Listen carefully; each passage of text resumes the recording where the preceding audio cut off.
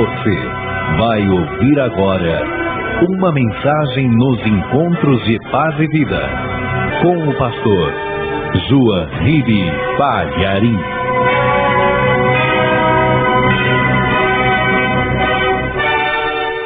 Muito bem. Pegue a palavra de Deus, abra na primeira carta de Paulo aos Coríntios, capítulo 11, vamos ler o versículo 26. Primeira carta de Paulo aos Coríntios, capítulo 11, versículo 26. Já acharam? Tem alguém perto de você sem a palavra de Deus? Aproxime-se da pessoa e mostre aonde nós vamos ler. Está escrito o seguinte: porque todas as vezes que comerdes este pão e beberdes este cálice, anunciais a morte do Senhor até que venha. Amém? Paulo está escrevendo para uma igreja que ele abriu na cidade de Corinto, e ele está dizendo o que significa a mesa da Santa Ceia, e aqui nós temos duas coisas. Ele escreve: todas as vezes que comerdes este pão e beberdes este cálice, ele está falando do pão que representa o corpo de Cristo, e ele está falando do cálice que representa o sangue de Jesus, que ele verteu na cruz. Todas as vezes, olha, todas as vezes que comerdes este pão e beberdes este cálice, anunciais a morte do Senhor. Era o assunto da Santa Ceia, até que venha. Agora eu leio mais uma vez e cada pessoa que está comigo aqui na sede da Paz e Vida repete em seguida. Vamos lá. Porque, bem alto, porque todas as vezes que comerdes este pão e beberdes este cálice, anunciais a morte do Senhor até que venha. Legal, né? Bom demais esse texto. Que inspiração impressionante. Mostrar que esta mesa nos lembra a morte de Jesus, o corpo dele no pão, o sangue dele no cálice, o sangue que ele verteu, a morte que ele ofereceu em nosso favor, entregando a sua vida, morreu para que nós vivêssemos, e ele morto, ressuscitou, e esta celebração deve ser feita até que ele venha. Amém? E é sobre esse assunto que nós vamos estudar hoje. Você crê na palavra de Deus? Então desocupe as suas mãos e dê a melhor salva de palmas possível para esta palavra. Enquanto você aplaude, abra a tua boca e diga glória a Deus. Isso, aplaude, dá glória, glorifica. Isso, vai aplaudindo e glorificando. Isso. Faça esse louvor chegar até o trono do Altíssimo. Senhor nosso Deus e nosso Pai, Deus bendito e Deus amado, abra o céu para receber este louvor, e sobre cada vida que te glorifica, derrame a tua bênção, a tua graça, a tua virtude, o teu poder. Pai querido, essa pessoa que veio aqui na tua casa, não veio para escutar um homem falar. Essa pessoa que ligou o rádio agora, também não quer ouvir um homem falar. Quem ligou a TV nesse momento, não quer ouvir um homem falar. Todos nós queremos ouvir a tua voz, a tua palavra. Então vem, Senhor, vem com teu Espírito, tome o lugar do pregador, tome a boca do mensageiro, envia a tua palavra com poder e autoridade, e que a tua palavra vá e produza o resultado para o qual está sendo mandada. Em nome do Senhor Jesus. Diga amém, Jesus. Podem se assentar, por favor. A morte de Jesus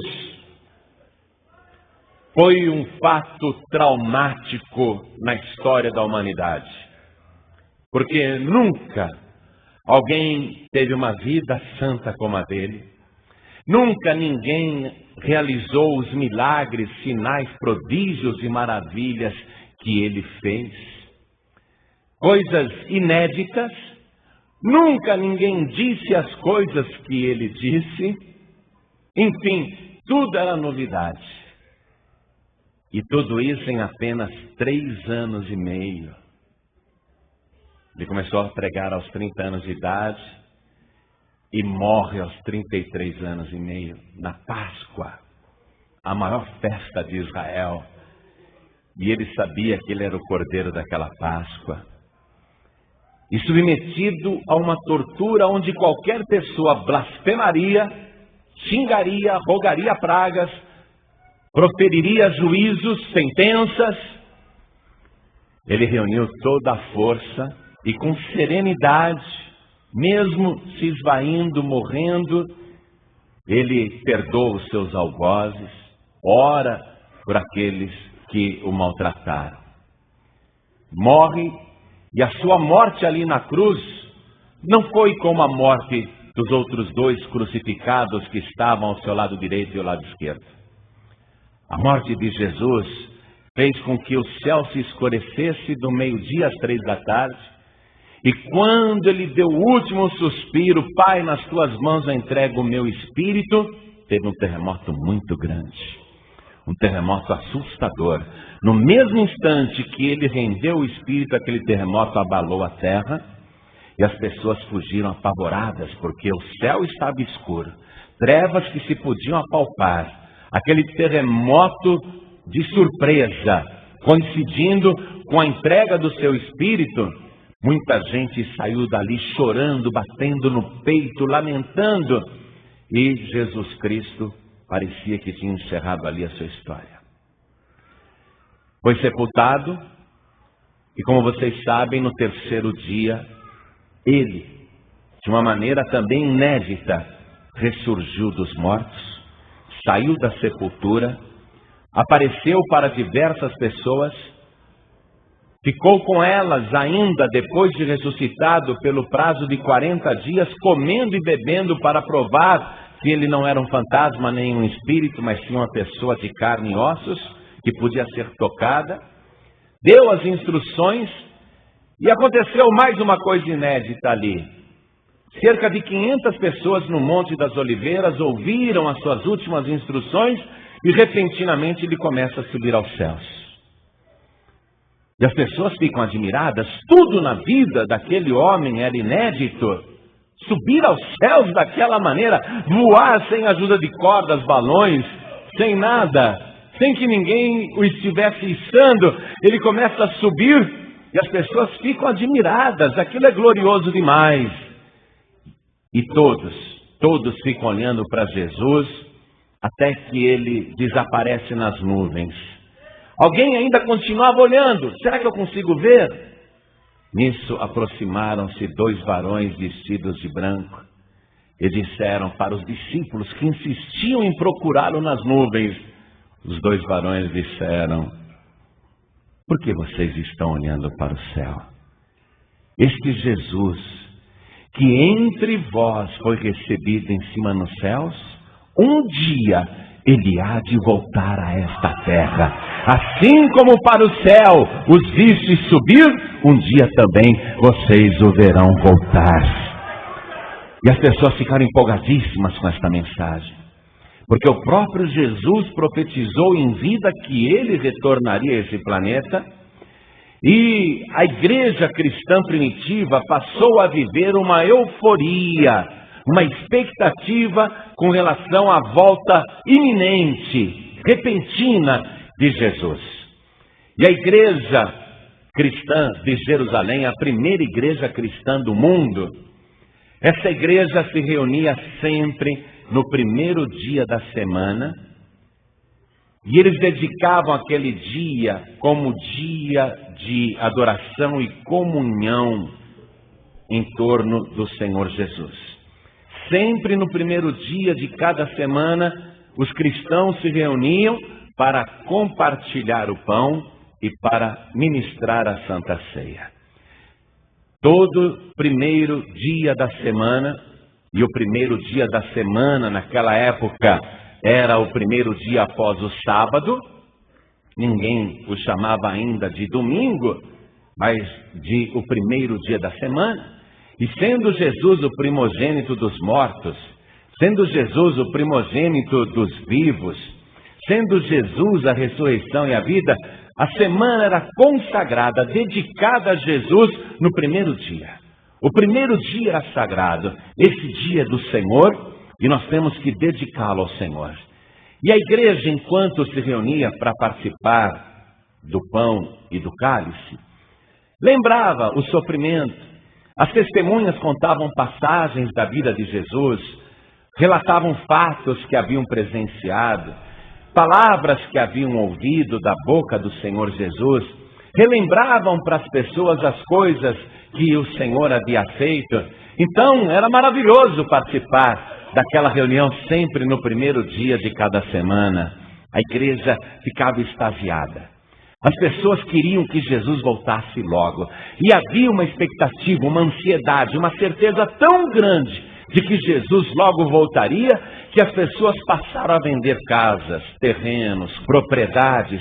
As pessoas passaram a vender tudo o que tinha para que o evangelho fosse pregado, para que mais e mais pessoas no mundo chegassem ao conhecimento da verdade de que Jesus é o Filho de Deus, que Jesus morreu pelos nossos pecados, que Ele ressuscitou no terceiro dia, que Ele subiu aos céus e que um dia Ele vai voltar para buscar a sua igreja. Então as pessoas patrocinavam a pregação do Evangelho, viviam essa febre, era uma verdadeira febre, e diziam para todo mundo: Jesus vai voltar, Jesus vai voltar.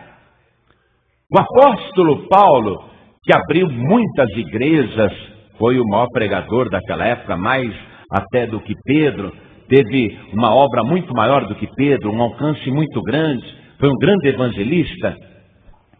O apóstolo Paulo, ele tinha uma pregação que ele gostava muito, porque os cristãos eram perseguidos, eram assassinados através da espada, ou então eram jogados aos leões.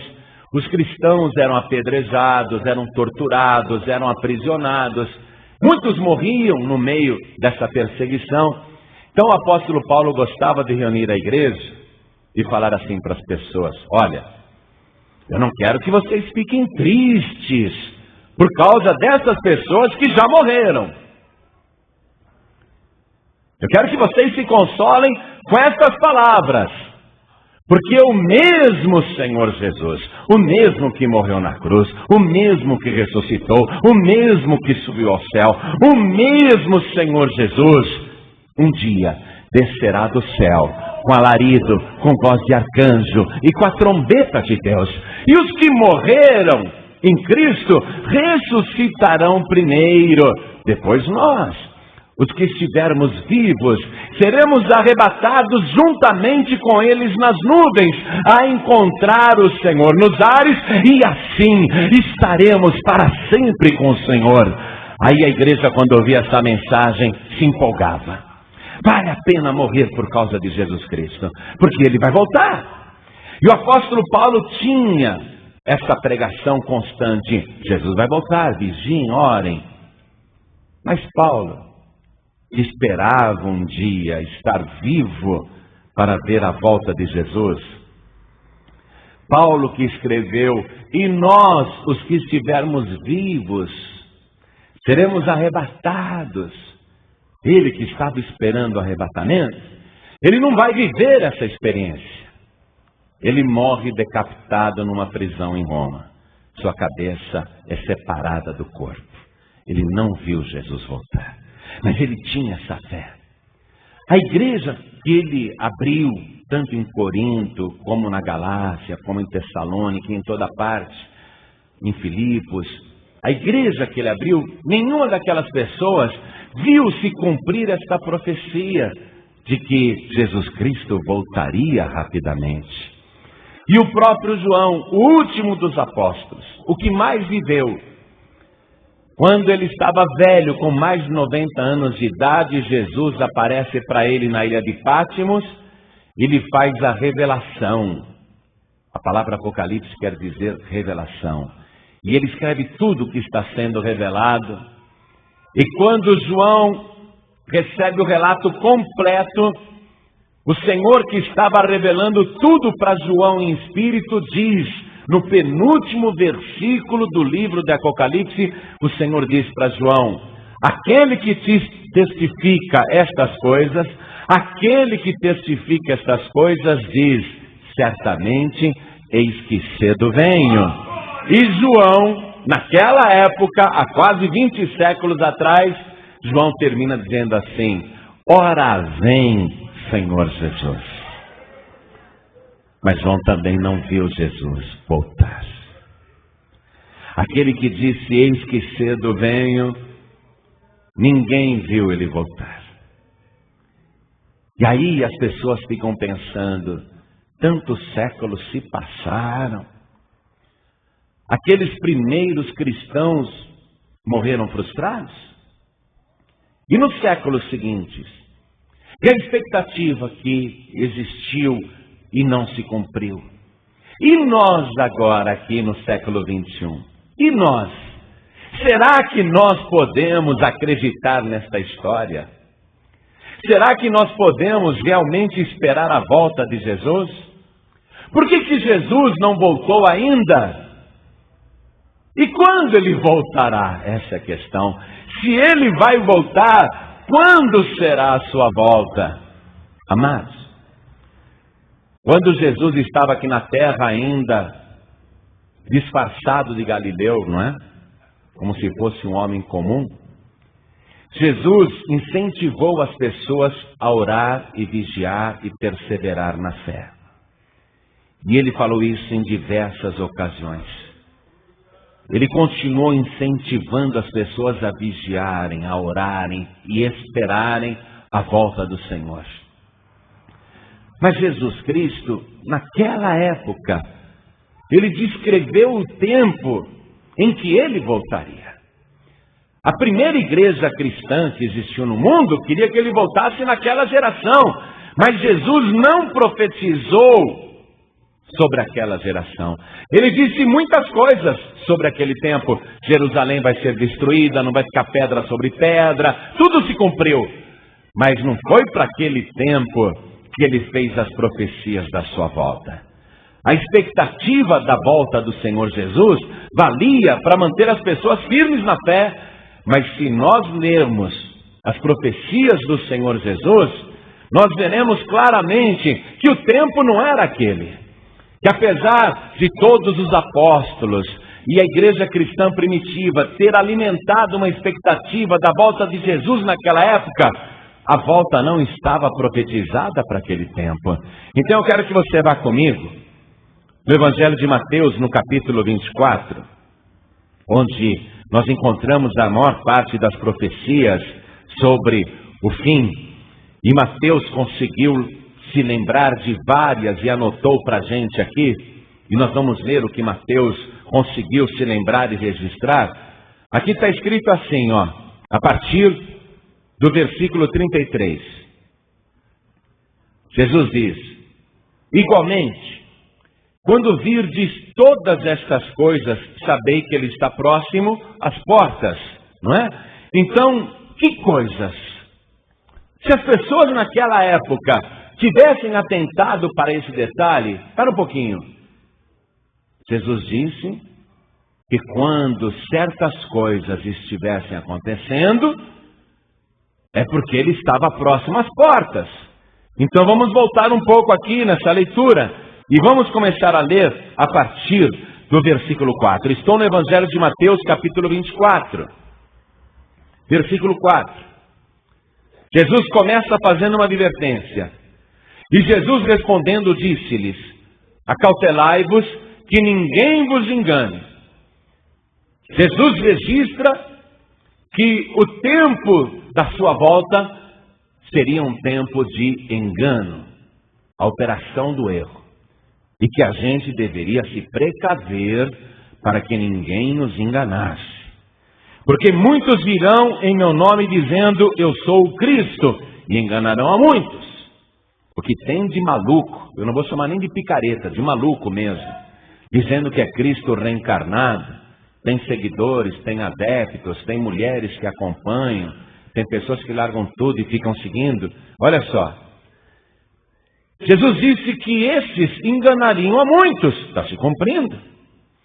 Muitos virão dizendo, eu sou o Cristo, e enganarão a muitos. Tem muita gente enganada hoje no mundo. Aí Jesus diz, e ouvireis de guerras e de rumores de guerras. Olhai, não vos assusteis, porque é mister que isso tudo aconteça, mas ainda não é o fim.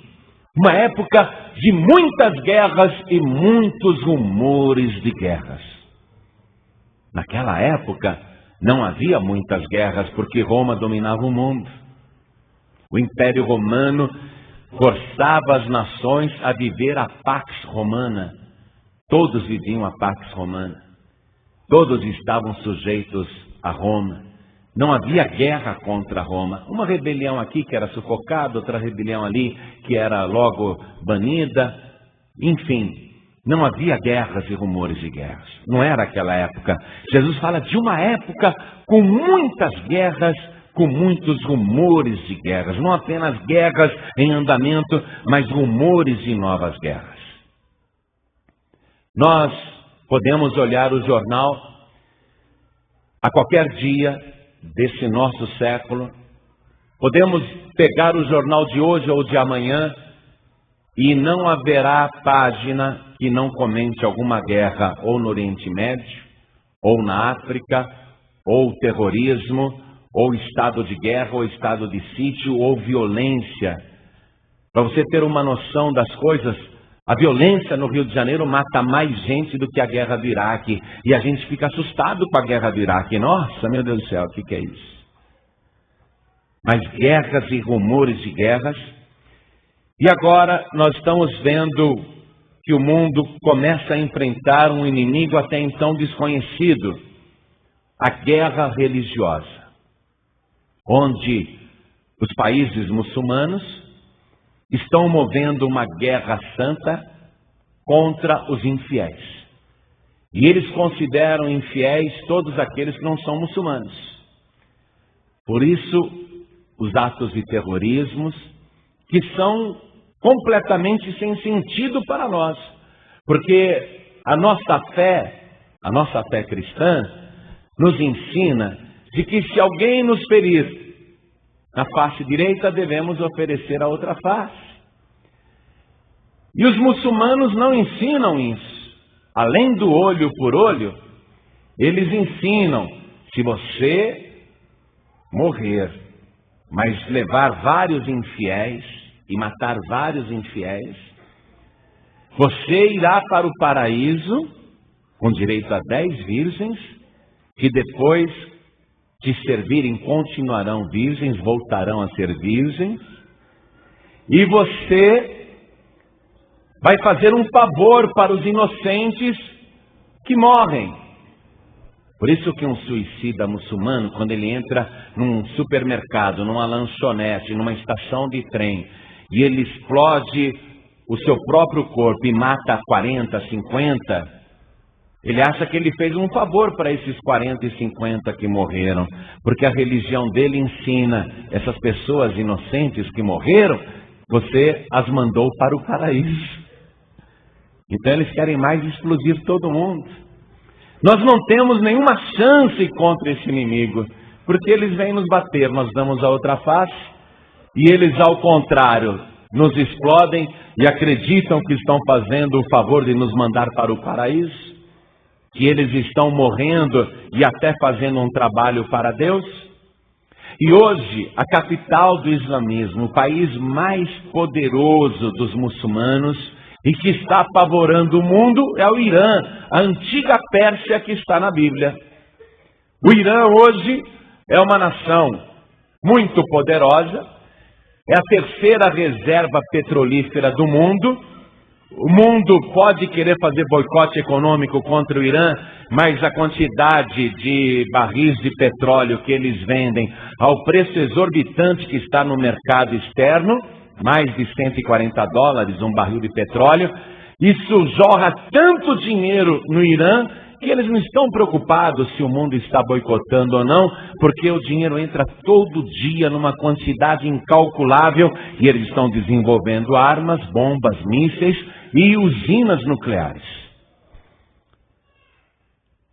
O Ayatollah que dirige o Irã, juntamente com o presidente do Irã, e mesmo que mude o Ayatollah e mude o presidente do Irã, o pensamento vai permanecer o mesmo, porque é necessário que isso aconteça.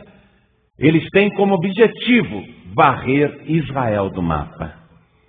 Eles querem a bomba atômica para eliminar o Estado de Israel. Mas Israel é a maior potência militar do Oriente Médio e é um país apoiado pelos Estados Unidos. E o Irã tem a terceira maior reserva de petróleo do mundo. 40% do petróleo que o mundo se abastece passa ali no estreito, lá no Golfo, perto do Irã. Então, uma guerra está para acontecer. O Irã fez um lançamento agora de novos mísseis. Um falhou, eles fizeram um retoque nas fotos, mas isso não importa. Mas eles têm mísseis hoje para destruir Israel, para lançar bombas nas principais capitais do Estado de Israel, e os judeus estão apavorados. E Israel possui a maior força bélica do Oriente e já disse que antes de ser atacado vai atacar. E os Estados Unidos, por sua vez, prometeu defender Israel. E agora está aí um novo conflito, o rumor de uma nova guerra, além da guerra do Iraque, além da guerra do Afeganistão, agora tem o rumor da nova guerra. E está lá a matéria, o que eu estou mostrando aqui para você, está lá no telão. O Irã realiza testes com mísseis de longo alcance. Os árabes, os muçulmanos, têm o objetivo, dominar o mundo. E dominar pela guerra. Jesus disse, e ouvireis de guerras e de rumores de guerras. Isso é assustador. Mas Jesus avisou, olhai, não vos assusteis, porque é necessário que tudo isso aconteça. É necessário que isso aconteça, amados. As guerras que o mundo está vivendo, elas irão se agravar, os conflitos se agravarão, e o mundo cada vez estará mais em guerra. E Jesus disse, é necessário que tudo isso aconteça. Porquanto se levantará nação contra nação, e reino contra reino, e haverá fomes, e haverá fomes. O preço do petróleo hoje no mundo está provocando uma alta de alimentos. O aumento da população do planeta e a riqueza que os países pobres estão conquistando, permitindo que pessoas que antes não tinham acesso à alimentação, agora podem se alimentar. Isso está provocando uma crise no mundo, uma inflação mundial e uma escassez mundial de mantimento. Estamos vivendo uma nova fome agora, onde as pessoas vão ter dinheiro para comprar, mas não haverá mantimento para todo mundo. E o jornal que eu trago aqui para você diz que crise pode jogar na miséria 100 milhões de pessoas. É o preço do petróleo, é o aumento da população, é a riqueza dos países pobres que agora incentiva o consumo de alimentos, os pobres estão comendo. E quando os pobres passaram a ter condição de comprar alimento, não há mais alimento suficiente para todo mundo, e agora a fome está aumentando. É uma fome inédita essa. Antes havia alimento, mas não era suficiente para todo mundo. Agora existe alimento, mas as pessoas não têm condição de comprar. E como estão comprando, muitos alimentos estão sumindo. E o planeta não tem condição de produzir alimento agora para todo mundo. Continuando a leitura. E haverá pestes. Porque se as pessoas passam fome, há subnutrição. Quando as pessoas passam carência de proteínas e vitaminas, elas começam a ficar fracas. Fracas, elas ficam doentes. A pessoa começa a ter o organismo debilitado. Aí ela passa a tomar medicamentos para cuidar da saúde. Esses medicamentos alteram os vírus. Os vírus se tornam mais poderosos e surgem novas pestes. Por isso que os antibióticos estão em constante evolução. Estão sempre progredindo, cada vez mais potentes, porque os vírus vão se transformando e as pestes vão surgindo. Muito bem. E terremotos em vários lugares. Estamos assistindo terremotos no mundo todo. No Japão nunca foi novidade. Na Indonésia nunca foi novidade. Nos Estados Unidos nunca foi novidade. Novidade é agora no Brasil. Temos terremotos até na cidade de São Paulo, temos terremoto em Santos, temos terremoto em Pernambuco. Lugares onde antes não havia terremotos, agora terremotos em vários lugares. Por que isso está acontecendo? Porque o planeta vem sendo agredido. Essa quantidade de gás e petróleo que se retira de dentro da Terra e que é consumido na superfície e que polui a atmosfera e polui o rio, essa quantidade de gás e óleo que é retirado da Terra faz falta para sustentar a camada terrestre. É como uma bexiga. Você vai tirando o ar de dentro, ela vai murchando. A Terra está sendo esvaziada. Muito minério sendo extraído, muito petróleo sendo extraído, muito gás sendo extraído. O Brasil agora tem uma das maiores reservas petrolíferas do mundo. Nosso país vai ficar muito rico financeiramente. Mas você espere para ver o que vai ter de terremoto nessa nação. Coisas que antes nós não conhecíamos e que já estão ocorrendo. Terremotos em vários lugares. Toda essa agressão ao planeta, Jesus Cristo sabia que iria acontecer. Continuando aqui, Jesus fala, versículo 8... Mas todas essas coisas são o princípio das dores. Quando ele falou em princípio das dores, ele tinha em mente uma mulher grávida que está para dar à luz. A mulher, quando está para dar à luz, ela sente uma dorzinha. Opa, parece que deu aqui uma contração. Daqui 6 horas, opa, senti outra. Será que não é bom ir na maternidade? Ah, não, vou esperar mais um pouco. Opa! 3 horas depois senti outra. 2 horas depois senti outra. 1 hora depois senti outra contração. E cada meia hora estou sentindo dor de parto. Vai nascer. Não é?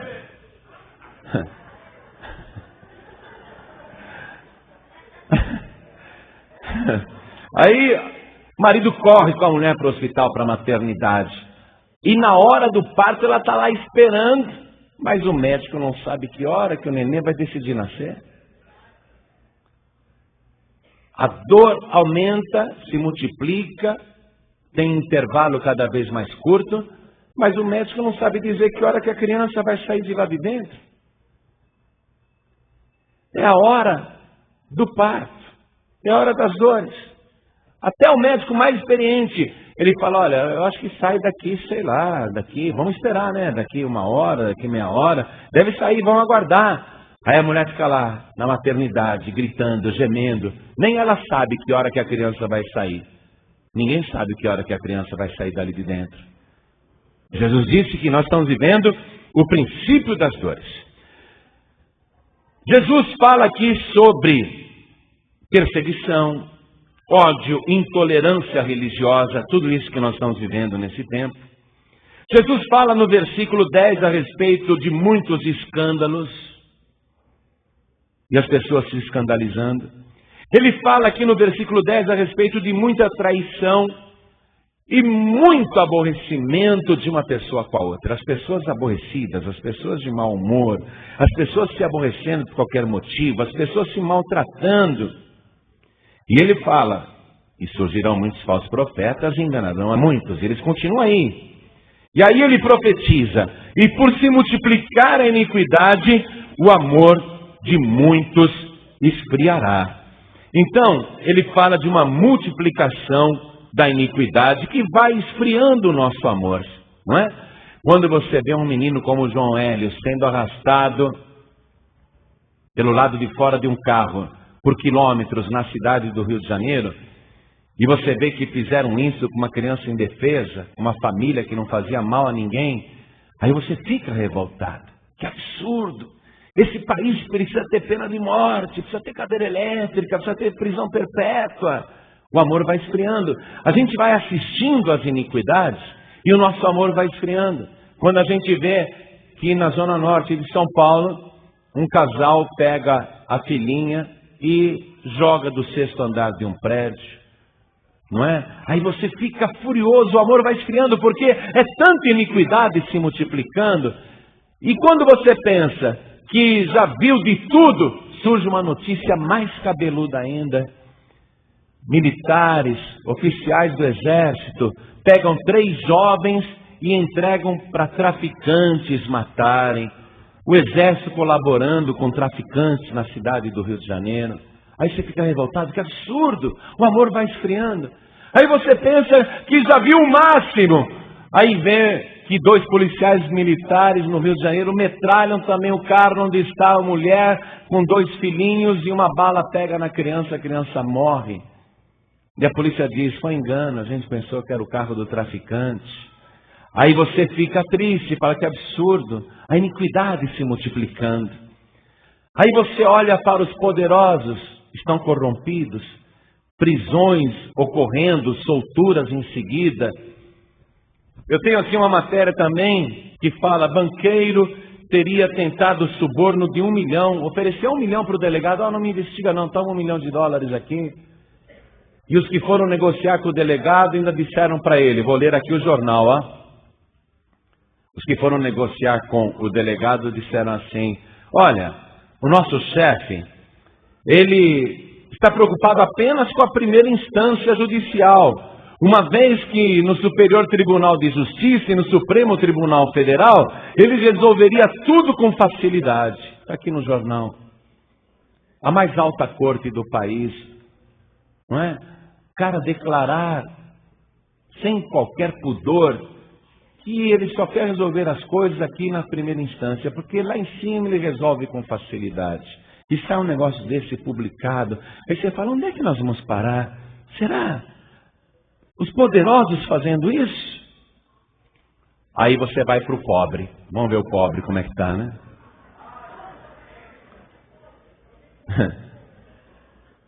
Se o rico está aprontando, imagine o pobre. Mas olha essa notícia aqui, é triste. Mais crimes e menos internações de jovens. Mais crimes e menos internações de jovens. Porque o adolescente ele não pode ser preso. O Estatuto da Criança e do Adolescente diz que o menor infrator tem que ser recolhido para uma casa de bem-estar e ali tem que ser ensinado. O projeto é bom. Acontece que esses adolescentes, se eles são levados para essas casas de bem-estar do menor, eles não ficam ali, eles têm liberdade para sair. Você acredita num negócio desse? Você acredita que as nossas autoridades dizem que não podem obrigar essas crianças que ficam nos faróis, nas esquinas, jogando bolinha para o alto, pedindo dinheiro, vendendo balinha ou assaltando mesmo? Você acredita que as nossas autoridades dizem que se a criança não quiser ficar lá no abrigo, eles não podem obrigar? Desde quando uma criança que mal consegue alcançar a janela do carro, de tão pequena, como uma criança dessa pode ter poder de decisão para falar para a autoridade que vai continuar ali na esquina 11 horas da noite e meia-noite? Outro dia eu estava na Avenida Ibirapuera, veio uma menina assim, parecia sorridente, devia ter uns 8 anos de idade. Dá um dinheiro aí, tio, e ria. Eu falei, essa menina não está normal. Dá um dinheiro aí, tio, vai, e ria. Eu falei, puxa, essa menina está chapada. Ah, tio, vai, tio, dá um dinheiro. Aí eu olhei do lado, o coleguinha dela, sentado na calçada e cheirando cola. 2 horas da tarde, na Avenida Ibirapuera. Isso vai esfriando o nosso amor. Você começa a ficar revoltado com as autoridades. E esses jovens se tornam infratores, porque estão se viciando, precisam sustentar o vício, aí eles cometem mais crimes. Olha só, eles cometem mais crimes, mas eles não podem ser presos. E as nossas autoridades não estão mais internando esses jovens. Ah, deixa solto, não adianta. Deixa solto. E está se multiplicando a iniquidade. A violência está aumentando. É tudo necessário acontecer. Jesus disse, isso precisa acontecer. E por se multiplicar a iniquidade, o amor de muitos esfriará. O amor vai esfriando. Agora tem um outro sinal, que não está aqui no capítulo 24 de Mateus, mas sim no livro do profeta Daniel, capítulo 12, onde Daniel, que é o mais apocalíptico de todos os profetas do Antigo Testamento, apesar do seu livro ser pequenininho, ele falou muitas coisas a respeito do tempo do fim, e o próprio Senhor Jesus citou Daniel nas profecias que ele fez sobre o fim. Jesus citou Daniel. Olha a revelação que ele fez para Daniel, lá no capítulo 12. Acompanhe comigo. Eu estou no versículo 4. E tu, Daniel, fecha estas palavras e sela este livro até ao fim do tempo. Muitos correrão de uma parte para a outra e a ciência se multiplicará. A ciência está se multiplicando violentamente. Avanços tecnológicos ocorrendo em alta velocidade. Você compra um celular hoje, está todo contente com o seu aparelhinho. Mês que vem você fala, preciso trocar de aparelho, isso daqui é uma porcaria. Eu queria aquele outro que está na vitrine. Lançaram o iPhone, todo mundo no Brasil quer um iPhone. O iPhone nem chegou direito no Brasil, só chega por contrabando, não é? Você vai na Santa Ifigênia lá, você compra um iPhone. É o objeto de desejo de todo mundo que quer um celular ultramoderno. Só que esta semana nos Estados Unidos lançaram o iPhone 3G. Quer dizer que o iPhone que a gente queria já está velho. Porque nós não queremos mais esse, nós queremos o 3G. Que está sendo lançado nos Estados Unidos, fizeram filas, acamparam em frente às lojas, para a pessoa dizer, fui o primeiro a comprar. E tem que comprar rápido mesmo, porque no dia seguinte já está velho. A velocidade do avanço da ciência está profetizada aqui. E tu, Daniel, fecha estas palavras e sela este livro até o fim do tempo. Muitos correrão de uma parte para outra. A vida hoje não é uma correria? No final dos tempos, a vida é uma correria. A gente corre de uma parte para outra. Nem aposentado mais fica tranquilo na sua cadeirinha de balanço como era antigamente. Onde você vai, seu José? Eu vou correr para a nossa caixa lá porque eu preciso receber minha aposentadoria. Recebeu? E agora onde você vai, seu José? Agora eu vou correr para pagar o meu carnê nas Casas Bahia. E onde você vai agora? Agora eu vou correr para pagar o meu empréstimo. Senão o banco fecha. Deixa eu correr que eu estou atrasado. E lá vai o velhinho correndo. Muitos correrão de uma parte para outra. Que correria a nossa vida, mas que correria. E a ciência se multiplicará. Eu quero ler aqui só alguns trechos de uma matéria que também saiu no Jornal Estado de São Paulo, que diz assim, máquinas superinteligentes e homens imortais. Eu selecionei alguns trechos para ler para você, porque a matéria tem meia página, e eu vou ler só algumas partes. Tem um cientista chamado Ray Kurzweil, ou Wave, não sei pronunciar direito, mas esse cientista, ele prevê coisas para o futuro, não por adivinhação, mas por projeções das coisas que estão acontecendo. Esse cientista escreve livros sobre o futuro, e até o Bill Gates lê os seus livros, porque esse cientista ele acerta nas previsões. E o Bill Gates, como é um camarada que com a Microsoft está à frente do nosso tempo, ele quer saber quais serão as mudanças da humanidade para lançar produtos, não é? Está sempre um passo à frente. E esse cientista que pesquisou muito e escreveu sobre coisas que ainda vão acontecer, ele relata aqui várias coisas e que não estão muito distantes. Deixe-me ler aqui um parágrafo que diz assim: Kurzweil pensa o futuro como poucos cientistas. Ele aposta que por volta de 2023, quanto tempo falta para 2023 aí? Parece muito, não é? E por volta de 2023, assistiremos à fusão do cérebro humano com os computadores. Entre 2030 e 2038, nanorobôs circularão por nossas artérias, reparando órgãos, combatendo doenças e revertendo o processo de envelhecimento. Antes de 2040, os médicos poderão fazer cópias em computador de toda a informação, conhecimento armazenado em nosso cérebro. A vitória sobre as doenças nos tornará imortais. A ciência será capaz de deter o processo de envelhecimento e de evitar a própria morte. A ciência. E o ser humano quer isso. O ser humano não quer eternidade. O ser humano quer imortalidade. Porque para você querer eternidade, você tem que se vincular com o eterno, com Deus. Mas o ser humano não quer vínculo com Deus, com o eterno. O ser humano quer ser imortal. E a ciência está prometendo isso para muito breve. Lendo mais alguns trechos aqui, diz assim: pessoas com mais de 50 ou 60 anos poderão fazer uma reforma geral e rejuvenescer. Te interessa?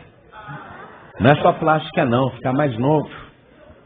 Os cientistas serão capazes de multiplicar nossas células e com elas formar tecidos ou mesmo órgãos inteiros, introduzindo-os em nosso corpo sem qualquer cirurgia invasiva.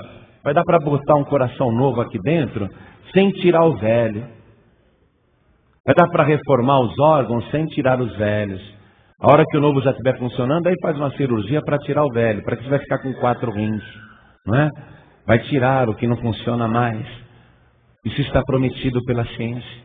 O ser humano quer ser imortal e está conseguindo. Diz aqui que no ano de 2020, um computador de apenas $1.000, quanto é que está $1? Vê quanto é que custa esse computador.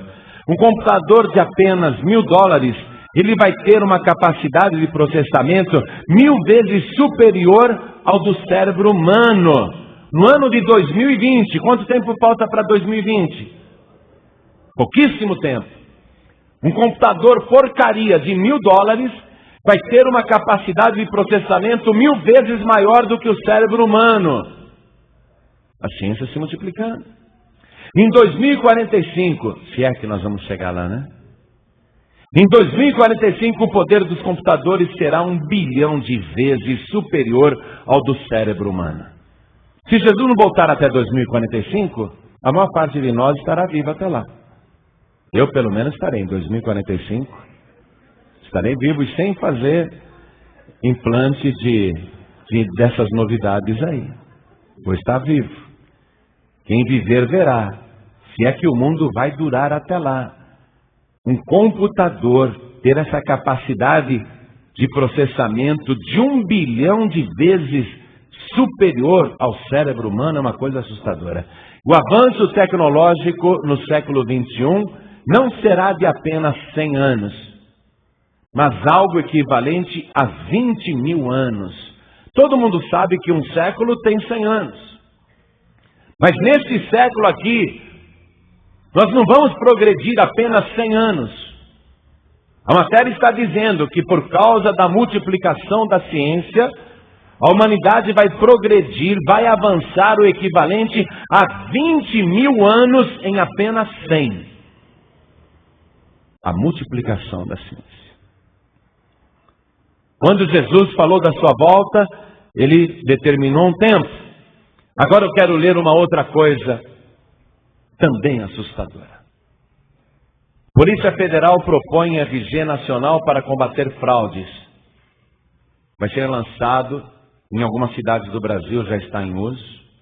O Poupa Tempo na Praça da Sé também já está fazendo isso. Um RG digital que vem com um chip, além da tua fotografia, assinatura, os teus dados. Esse chip vai ter todas as tuas informações. Todo o teu cadastro colocado nesse chip.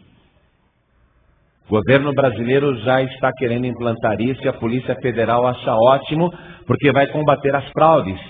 Porque eles fizeram uma pesquisa dos 160 milhões de RGs que hoje há no Brasil, 10% são falsos, o que possibilitam fraudes. E esse novo RG digital, ele vai impedir as fraudes. Será muito difícil alguém fraudar. Ele virá com um chip. Por enquanto vai ser uma carteirinha de plástico, tipo um cartão de crédito, com o seu chip. Aqui vai acumular vários documentos e várias informações a teu respeito. Mas já está tudo pronto. A tecnologia já está pronta para eles pensarem o seguinte: espera um pouquinho, que burrice. Temos que poupar o planeta, não podemos ficar produzindo plástico à toa. Para que nós vamos fazer cartões de plásticos e dar para as pessoas, se nós podemos pegar o chip e colocar dentro dela? Para que a pessoa precisa de uma carteirinha de plástico? Vamos poupar plástico, vamos poupar o planeta, vamos poupar petróleo. Vamos colocar o chip direto na pessoa. Já está tudo pronto para se cumprir esta profecia do livro de Apocalipse, capítulo 13, versículo 16.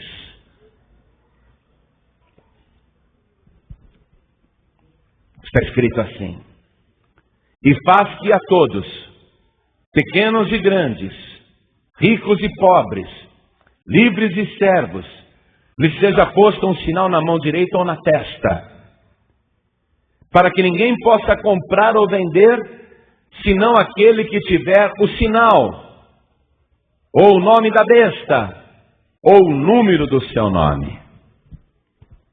A tecnologia que a besta vai usar está pronta. Logo você vai andar com uma carteirinha dessa e vai ser obrigatória. Ah, mas eu quero continuar com o RG velho. Então você é bandido. Que quem é honesto vai ter que fazer o novo RG. E esse é contra a fraude. Ah, então tem que fazer. Se você não tiver esse RG, você não vai poder alugar uma casa. Você não vai poder comprar um imóvel, você não vai poder comprar um carro, você não vai poder votar porque o teu título de eleitor vai estar aqui. Você não vai poder viajar para o exterior se você não tiver esse documento. Você não vai poder ter conta bancária se você não tiver esse documento. Você não vai poder ter talão de cheque, nem cartão de crédito. Você não vai poder mais comprar nem vender. Você não vai poder ser atendido no hospital. Aí você vai dizer, poxa, já que é ordem do governo e da Polícia Federal, eu vou fazer um novo RG. Se prepare, vai ter que fazer. Por enquanto vai ser uma carteirinha plástica. Mas isso é só um passo para logo eles dizerem, para que gastar plástico à toa? Me dá tua testa aqui. Alguém vai dizer, na testa dói, eu prefiro aqui no pulso. Agora, quem conhece a palavra de Deus vai falar o quê? Na testa ou no pulso? De jeito nenhum. Não, mas você tem que receber esse chip. Esse é o documento de identidade, você tem que receber. Se você se recusar a receber, eles vão supor que você é bandido, que você é marginal. Porque a lei será para todos, ricos e pobres, pequenos e grandes. Para todos. Todos terão que ter um novo sistema de identificação. São essas notícias que estou trazendo para você, porque hoje a igreja cristã está vivendo uma situação oposta à igreja primitiva. Eu vou repetir isso. A igreja atual, a igreja dos últimos tempos, está vivendo o oposto da igreja dos primeiros tempos. Porque enquanto a igreja dos primeiros tempos tinha a expectativa da volta iminente de Jesus, e ele não voltou naquela época, a igreja dos últimos tempos está vivendo justamente uma letargia, uma sonolência, por causa dessa vida agitada, essa correria, essas novidades, esse mundo tecnológico. As coisas estão avançando e a gente fica seduzido por elas. E isso logo vai ser uma coisa muito comum. Se você não viu isso, você vai ver o homem-pássaro. Não sei se você viu isso na televisão. Esse homem é um piloto militar suíço.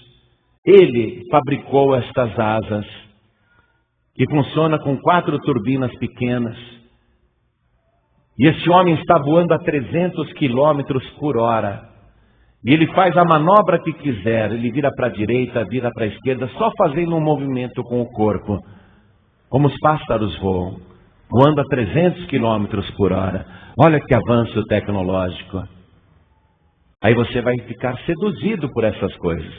Quem que vai querer ficar preso no engarrafamento? Você vai querer um par de asas assim. Essa custa uma fortuna, mas eles vão dar um jeito de baratear. Logo você vai passar lá na 25 de março, vai falar, essa asa é legítima ou é do Paraguai? Essa asa funciona mesmo? Funciona. Posso experimentar? Legal, né? Quem é que está esperando a volta de Jesus num mundo cheio de novidades assim? O mundo está ficando, ao mesmo tempo que perigoso, divertido, atraente. Os avanços que a humanidade viveu no século XX foram notáveis, mas os que nós iremos viver no século XXI são mais impressionantes ainda. 20 mil anos em apenas 100 anos. Aí, se hoje as coisas são rápidas, se hoje as coisas já são em alta velocidade, imagine amanhã. Você vai comprar uma asa dessa? Aí você está todo feliz voando com a tua asinha de 300 km por hora. Aí passa alguém a 600 por hora. Olha que porcaria de asa, preciso comprar uma mais nova. Essa asa que eu tenho é muito velha. É assim. Estamos vivendo esse tempo, amados. E tudo isso está cegando a humanidade. Todos os fatos estão aí, todas as coisas estão se cumprindo, todas as coisas estão acontecendo, mas Jesus Cristo, Ele diz e repete: quando vocês virem estas coisas acontecendo, é porque Ele já está próximo às portas. Vamos voltar lá no Evangelho de Mateus, capítulo 24, no versículo 33. Igualmente, quando virdes todas essas coisas, amados, por isso que Ele não podia voltar naquela época. Os primeiros cristãos fizeram bem em vigiar e perseverar. Mas a volta de Jesus, Ele não profetizou para aquele tempo, Ele foi claro. Quando vocês virem todas essas coisas, tem que ser uma somatória, um conjunto de notícias. Quando virdes todas essas coisas, sabei que Ele está próximo às portas. Agora, eu não vejo os pregadores anunciarem isso.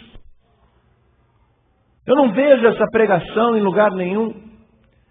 O que nós estamos assistindo na igreja atual é justamente o oposto do que Jesus pregou. Quando Jesus estava aqui na terra, Ele falava assim: não vos inquieteis pelos dias de amanhã, nem vos preocupeis dizendo o que comeremos, o que beberemos, ou com que nos vestiremos. Jesus, Ele pregou contra a ansiedade. E o que as igrejas mais pregam hoje é justamente a ansiedade da pessoa ficar rica. As igrejas só pregam isso. Só prosperidade. Criam em cada membro uma ansiedade. Eu preciso ficar rico. Eu preciso ter uma cobertura. Eu preciso ter um carro mais moderno. Daqui a pouco eu preciso ter uma asa mais moderna. Uma ansiedade, eu preciso. E as igrejas só pregam isso. As igrejas nem fazem mais apelo. Quem quer entregar a vida para Jesus, imagina, para que entregar a vida para Jesus? A pessoa já está frequentando a igreja. Para que ela precisa entregar a vida para Jesus? Ora, o fato de você namorar uma pessoa a vida inteira não quer dizer que casou com ela. Eles acham que basta a pessoa estar frequentando a igreja, atrás só de coisas materiais, de prosperidade, de riqueza. Eles acham que isso basta. Igrejas não estão mais batizando ninguém nas águas. Igrejas não fazem mais apelo para quem quer entregar a vida para Jesus. As igrejas não estão mais preocupadas com isso, só com aquele espetáculo, só o espetáculo, só a euforia. Não se fala da volta de Jesus, não se anuncia a volta de Jesus. O assunto é outro, é só esse tempo, é só esse mundo. Quando Jesus profetizava sobre o fim, Ele vai encerrando o sermão contando uma parábola. A penúltima parábola que Ele conta, antes de encerrar as profecias, é a parábola das 10 virgens. E Ele diz que das 10 virgens, 5 eram loucas e 5 eram prudentes. As prudentes levaram consigo azeite, mas as loucas não levaram azeite de reserva. E todas as 10 virgens estavam esperando o noivo. E Ele conta que, tardando o noivo, tosquenejaram todas e adormeceram. Todas adormeceram. As loucas e as prudentes. Não foram só as loucas que adormeceram, que deixaram de vigiar, que pegaram no sono. As prudentes também adormeceram. Porque o noivo demorou. Essa demora da volta de Jesus vai provocando sonolência. Vai provocando sono na igreja. Quando Ele falou 10 virgens, Ele quis dizer todas as igrejas. Porque 10 é o número da totalidade. Quando Ele falou de virgens, Ele falou de pessoas que foram purificadas, que foram renovadas. Cada um de nós, por mais pecador que tenha sido no passado, quando nós entregamos a vida para Jesus, nós nos tornamos puros como uma virgem. Cada um de nós. Mas Ele disse que, demorando o noivo, tosquenejaram e dormiram todas, até as prudentes. Mas perto da meia-noite ouviu-se um clamor: eis que o noivo vem! Aí elas acordaram assustadas. E quando as loucas olharam para suas lâmpadas, elas tinham se apagado e elas precisavam de luz, de azeite. Então elas pedem azeite emprestado, mas as prudentes dizem: não podemos dar, porque sabemos que ele está chegando, falta só um pouquinho, mas não sabemos quanto tempo, precisamos desse azeite. Não é o caso de nós darmos a vós e falte a nós. Ide aos que vendem e comprai-o para vós. E as loucas tentaram se preparar na última hora, Jesus conta na parábola, que elas saíram tentando encontrar o azeite. Mas enquanto elas foram ainda procurar o azeite, porque nem sabiam aonde estava o azeite puro, quando elas foram procurar, o noivo chegou. E as que tinham o azeite e as lâmpadas acesas entraram com ele, mas aquelas ficaram de fora. E quando elas voltaram, a porta já estava fechada, e elas ficaram desesperadas e batiam: deixem-nos entrar! E o noivo de dentro disse: eu não vos conheço. Esse é o tempo, amados. Essa sonolência espiritual em todas as igrejas, e eu vejo inclusive na Paz e Vida. Vejo inclusive na nossa igreja. Vejo. Pessoas que vinham toda semana, todas as reuniões, agora aparece uma vez por mês e olha lá, vem de vez em quando. Pessoas que antes faziam evangelismo, estavam sempre presentes na igreja, agora não tem nenhuma atividade. E o que fazem, fazem com tristeza, parece. Parece que fazem por obrigação. As pessoas estão sentindo o peso desse tempo. Jesus disse: é mister que isso tudo aconteça. Realmente, amados, é necessário que tudo isso aconteça, inclusive essa sonolência. O problema não é a gente cochilar agora. O problema é não ter o azeite puro, porque sem azeite a lâmpada apaga. Quem acende a lâmpada é Jesus Cristo, porque é Ele que batiza com o Espírito Santo e com fogo. Mas é você que tem que buscar o azeite do Espírito Santo de Deus. É você que tem que se encher do azeite do Senhor e se preparar enquanto é tempo. Vamos dormir? É bem provável que sim. Mas vamos dormir com a nossa lâmpada acesa. Nós não vamos dormir com a nossa lâmpada apagada.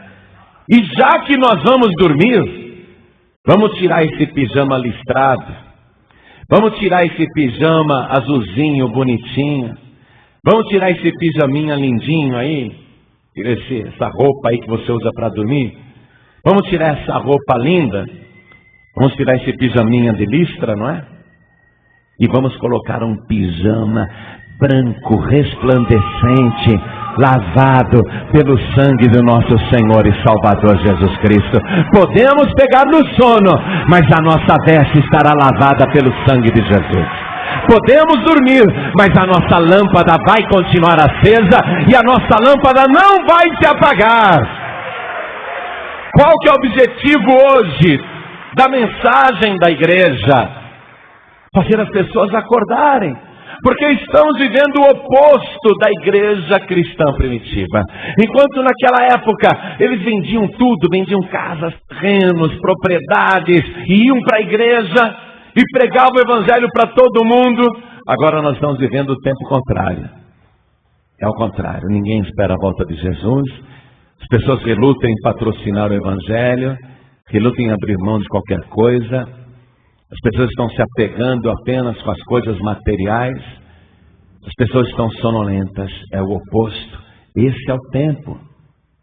Para encerrar a mensagem, ainda no capítulo 24 de Mateus, no versículo 37, Jesus diz: e como foi nos dias de Noé, assim será também a vinda do Filho do Homem. Porquanto, assim como nos dias anteriores ao dilúvio, comiam, bebiam, casavam e davam-se em casamento, até o dia em que Noé entrou na arca e não o perceberam, até que veio o dilúvio e os levou a todos. Assim será também a vinda do Filho do Homem. Aí ele fala do arrebatamento, escute. Essa é a época que vai acontecer o arrebatamento, escute. Então, estando dois no campo, será levado um e deixado o outro. Estando duas moendo no moinho, será levada uma e deixada outra. No Evangelho de Lucas ele fala, estarão dois deitados numa cama, um será levado e o outro será deixado. Podemos até dormir, mas nós não vamos continuar deitados na nossa cama. Essa é a visão. Temos que estar com as vestes prontas, a lâmpada acesa, a vasilha cheia de azeite, para na hora que começar o arrebatamento da igreja, você não continuar nem no campo, nem na cidade, nem em casa, nem na cama, mas num abrir e piscar de olhos, ter a sua veste e o seu corpo transformados imediatamente e ser arrebatado a encontrar o Senhor Jesus nos ares. E é isso que eu quero dizer para você hoje. Essa é a boa notícia. Tivemos um encontro com Jesus aqui na igreja, mas Ele marcou o encontro com a igreja lá nas nuvens dos céus. E o dia desse encontro está próximo, está mais perto do que nunca. Aquele que prometeu que voltaria logo, Ele já está às portas.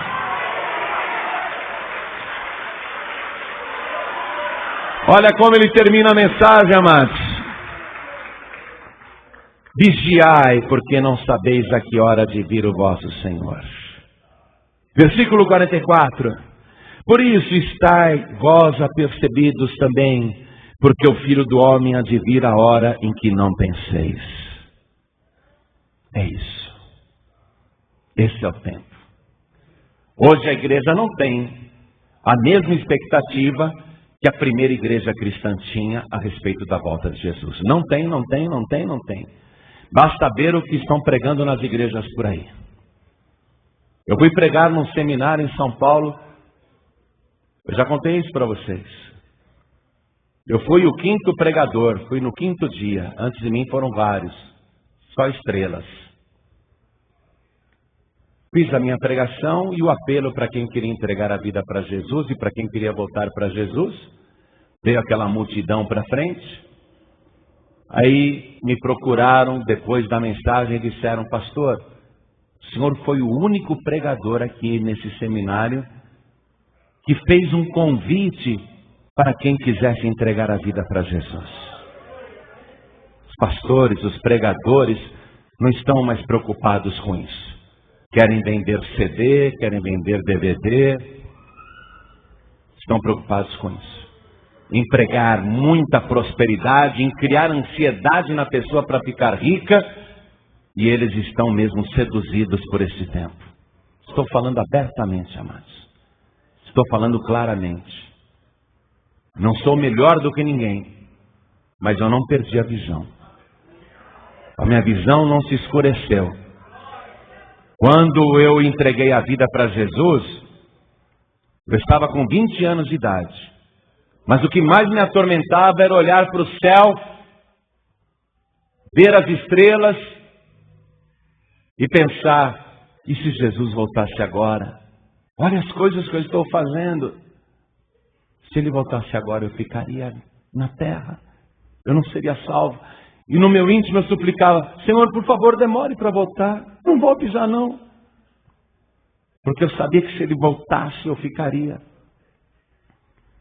Já se passaram 30 anos. Mas eu continuo com o mesmo temor. Continuo com o mesmo medo. Continuo com a mesma expectativa. Eu olho para o céu, olho para a terra. E quando eu olho para a terra, eu vejo tudo se cumprindo diante dos nossos olhos. E aí eu olho para o céu e eu sei que logo nós iremos escutar um grande clamor. E quando esse clamor acontecer, as sepulturas, onde estão aqueles que morreram em Cristo, elas se abrirão. E aqueles que dormem no pó da terra ressuscitarão. E irão ao encontro do Senhor nos ares. Quase que simultaneamente, o nosso corpo será transformado. E nós iremos encontrar com eles nas nuvens dos céus. E aí nós vamos contemplar o Filho de Deus, o Rei dos Reis e o Senhor dos Senhores, de braços abertos e dizendo: vinde benditos do meu Pai, possuí por herança o reino que vos está preparado desde a fundação do mundo. Esse dia está chegando. Vou pedir para toda a igreja se colocar de pé agora. Nós não podemos ser enganados por esse tempo. Porque quando ele começou a profetizar sobre o fim, ele disse: acautelai-vos que ninguém vos engane. Esse tempo também não pode nos enganar. Não são apenas os falsos profetas que estão enganando, mas esse também é um tempo enganador. E nós não podemos permitir que o fascínio desse mundo, a correria atual, a loucura dessa vida, o excesso de novidades, facilidades e prazeres, nós não podemos permitir que este tempo nos engane, porque Jesus está voltando. Eu vou fazer um convite a você, que conhece a palavra e se não conhecia, ouviu agora. Não inventei nada, não preguei nada que fosse de minha imaginação, tudo eu comprovei pelas notícias e é apenas uma parte, e comprovei pela palavra de Deus. O que você ouviu é a verdade. Bem-aventurado, aventurada, aquele que ouve, aquela que ouve e entrega a vida para Jesus. Bem-aventurado o homem e a mulher que neste momento resolve voltar para Jesus. Então eu vou fazer um convite para você. Sabendo que Ele está próximo às portas, sabendo que esse é o tempo, quem aqui quer recebê-lo como único, suficiente, exclusivo e eterno Salvador? Oh glória, e já está vindo, olha. Vem aqui para frente, você que quer entregar a vida para Jesus, vem aqui para frente.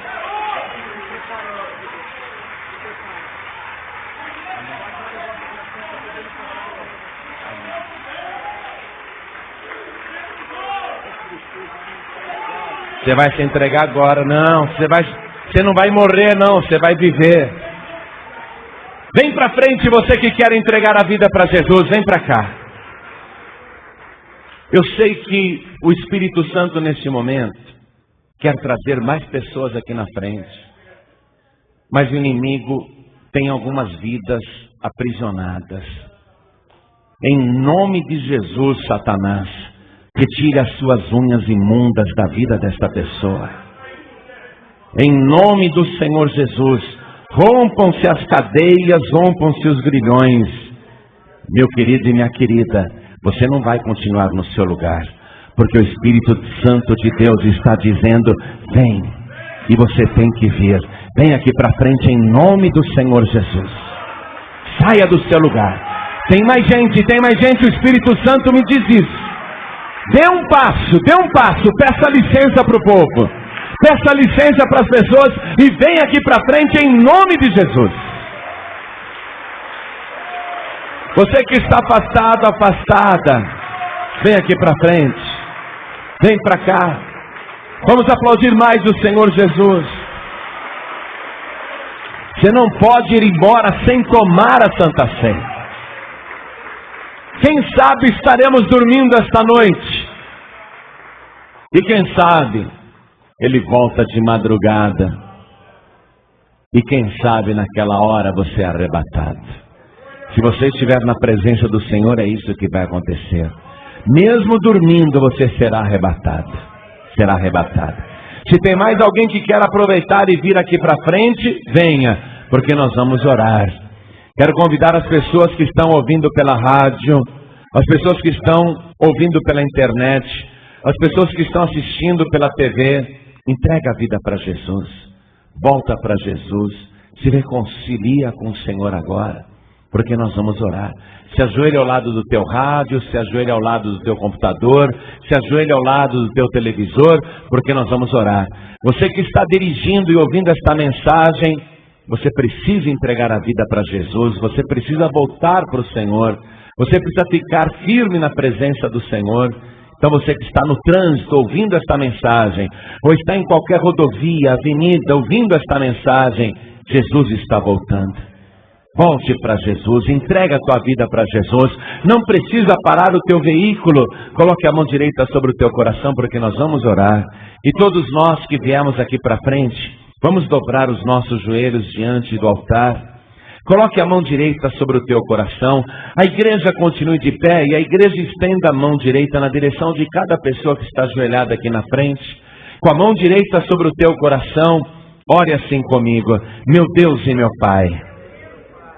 Diga com fé, meu Deus e meu Pai, meu Deus bendito, meu Deus amado, este é o tempo, a palavra nos mostra, e as notícias confirmam, o Senhor está às portas, e eu quero, de joelhos, diante do teu altar, pedir o perdão sincero de todos os meus pecados.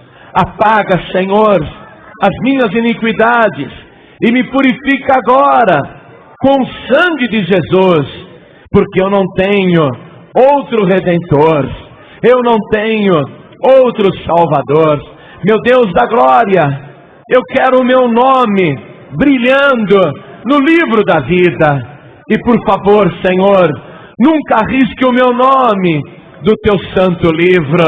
Me dá agora a alegria da tua salvação, me restaura, me fortalece, me renova, me edifica, me dá, Senhor, firmeza nesses últimos dias, porque eu quero perseverar até o fim e aguardar o meu Senhor Jesus, o meu único, suficiente, exclusivo e eterno Salvador, para todos sempre. Amém. Você acabou de ouvir uma mensagem nos Encontros de Paz e Vida, com o pastor João Ribe Palharim. Participe você também dos Encontros de Paz e Vida, às 8 horas da manhã, às 3 horas da tarde e às 7 horas da noite. Comunidade Cristã Paz e Vida, lugar de gente feliz.